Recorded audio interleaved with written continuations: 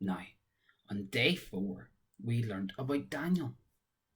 Daniel was a Jew who had been taken from his home to live in Babylon. Now, Daniel became a very important helper to the king, and he was in charge of other helpers, and they didn't like that. They didn't like Daniel, so they planned to get rid of him. But they couldn't find anything wrong, so they tricked the king into making a new law, one that Daniel couldn't keep. You see, Daniel obeyed and was faithful to God, so they said to the king to make a law that would prevent Daniel from praying to his God. But Daniel loved and obeyed the one true God, so he kept praying. And the king went ahead and made this law without knowing that Daniel didn't approve of it. And then the other helpers caught Daniel praying and told the king. And despite the king's best effort, Daniel had to be thrown to the lions. But the lions didn't touch him, because God sent an angel to close the lion's mouth, because Daniel was faithful and did nothing wrong. But that is a reminder of a greater rescuer who was coming, who, like Daniel, would love God and would obey him no matter what the cost would be, even unto death. And then finally, we learnt about Jonah. You see, God had an important message for Jonah to take to Nineveh.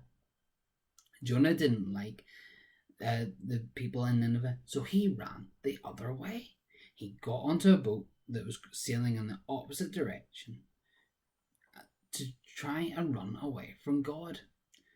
And I'm sure we all know that that was a very silly plan, and that you can't run away from God, because he will always find you. Then, not long on the boat, a big storm came and everybody was in danger. You see, Jonah told them to throw him into the water and the storm would stop. And that's exactly what they did. And then, as soon as Jonah hit the water, God had sent a big fish to swallow him whole to stop him from drowning. He was there for 3 days, and Jonah realized that he couldn't run away from God, and he said sorry to God and asked for forgiveness. And after 3 days, he was spat out onto a beach, and God told him again to go to Nineveh. And this time he listened. He told them, even if we run from God, he doesn't stop loving us. But if we run to God, he will forgive us. Like all the other stories, there was another messenger coming, and he'd be called the Word, because he would be God's messenger to the world, and he would tell us a message of forgiveness.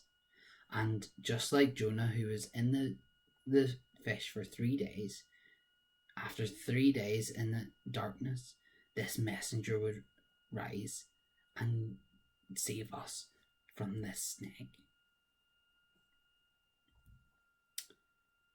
So we're going to have another song now that reminds us of the story of Jonah, and it is God Said Go.